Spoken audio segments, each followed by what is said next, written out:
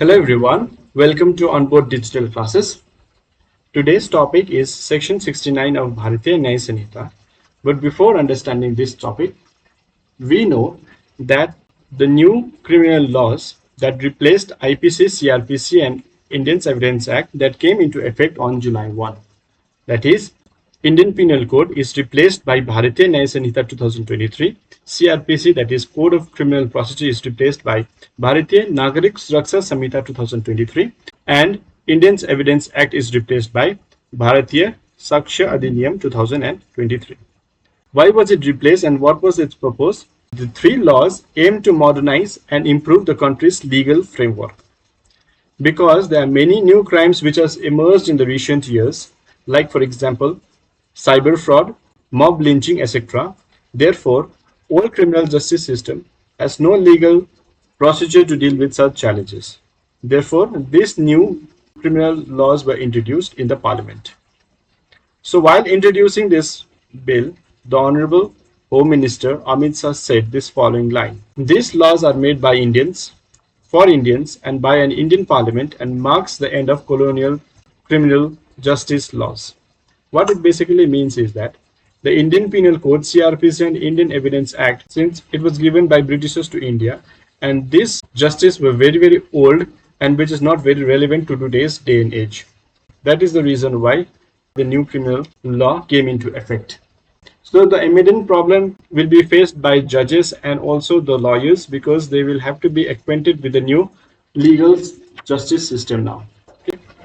Now let's understand Section 69 of BNS with its definition. Its definition is: whoever by deceitful means or by making a promise to marry a woman without any intention of fulfilling the same and has sexual intercourse with her, such sexual intercourse not amounting to offense of rape shall be punished with imprisonment of either description for a year, which may extend to 10 years, and shall also be liable to fine. So what it basically means in simple word is that if a boy proposes to a girl but the boy has no intention to marry her, the boy is liable to get punished and also the boy is liable to be fined. Okay, and this Section 69 of BNS also explains the definition of deceitful means. It shall include the false promise of employment or promotion, inducement of marriage after suppressing identity. What it means is that if a boy says that he is going to marry a girl but he hides his identity, for example, if he is from X religion, he says that he is from Y religion. All right, and if a boy says that I'm going to give you a promotion, but then he does not give a promotion and have a sexual intercourse with her, and if a boy says that he is going to marry her, but he does not marry her, so in that case also a boy is liable to get fined and he is also liable to be punished for 10 years of imprisonment. All right. Why 10 years of imprisonment is because if a cognizable crime is between 0 to 7 years, it is not mandated or it is not mandatory for a police station to file an FIR. Instead, the police officer can investigate a preliminary investigation, and after that, if the police inspector finds that there is an evidence, then the police can lodge an FIR. What happens if the offense is for more than 10 years? The police officer will have to mandatorily file an FIR. Old IPC had no provision existed, so no such provisions was there in old Indian Penal Code, but with BNS, separate section has been carved out. All right. Earlier, what used to happen was the cases which came under misconception of fact were tried out under section 90 of IPC. All right. The promise to marry clause in section 60 opens a Pandora's box for people in relationship and law enforcement officials. Why? Because it's extremely subjective in nature and it's very difficult to prove in the court of law. Okay. Imprisonment provision related to promise to marry, as it is applicable only to men and not to female. For instance, if a female says that she wants to marry but then she does not marry, it is not applicable to her, but it is only applicable to a male. Okay. Some concerns are not addressed in BNS, which are: how can an intent of marry be established? Because it is extremely subjective nature.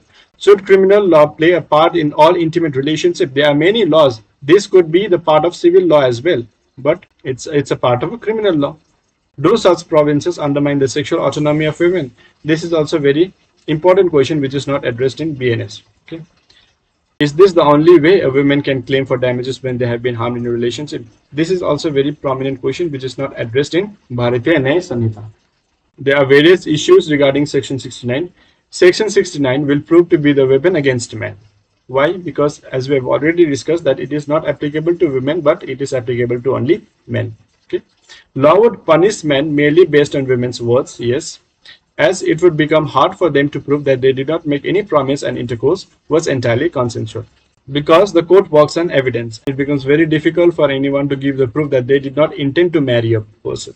Okay. There has been cases where women who alleged rape when relationship fell through, but with Section 69, women can claim to have consented to sexual intercourse upon false promises. What it means is, if a relationship does not work out, women could go to the court of law and say that this person had raped me.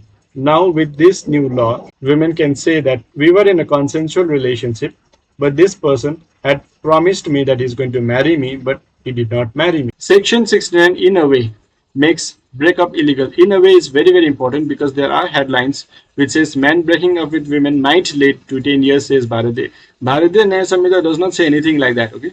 So there are eminent newspapers which actually propagate such sensational headlines. And if a relationship does not end in a marriage, the person can go to a jail. The only positive thing about this is he may lose some weight, right? There are many activists on social media who have given their opinion on Bharatiya Nyaya Samhita, and one of them is Deepika Narayan Bharadwaj. She writes, Section 69 is unconstitutional, on thought of, bizarre and insane. It has no rationale whatsoever and treats women as brainless individuals who can't decide well for themselves and say no to sex if promised in return for marriage or job or promotion.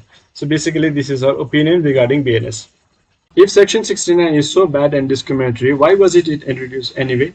Because cases of sex under false promise of marriage have been repeated frequently, with victims often unable to seek legal remedy effectively. There were no legal remedy available to the victims. First reason. And second reason was its legal ambiguity. So basically, these were the two reasons why this Section 69 was introduced. As we can see here in the report, which says that SIT in its report said there was no evidence to prove conspiracy of foreign funding in cases alleged love jihad in Kanpur. However, reported that men used false names in several cases to charm girls. Right. So there has been cases where men are using their false identity to charm girls and marry and again have a sexual intercourse and then leave them. Right. So there were many cases like that. So what is the way forward? Section 69 of our proposed BNS 2023 addresses a crucial issue regarding sexual relationship based on false promises of marriage. However, the bill's implementation and interpretation will require careful scrutiny to ensure justice is served without perpetuating harmful gender norms or social bias as indicated by crucial judgments in relevant cases. So, in simple words, we can say that though this law was aimed to give justice to the victims who were the prey of a false identity, however, the ambiguity in the law could have a very negative effect for boys. Therefore, careful scrutiny should be ensured to secure justice, and also the ambiguity in the law must also be taken into consideration in the legislation. So basically, this was a short lecture. If you like the video, please consider liking, sharing, and also subscribing. And also put your valuable comments on the comment box. Thank you very much.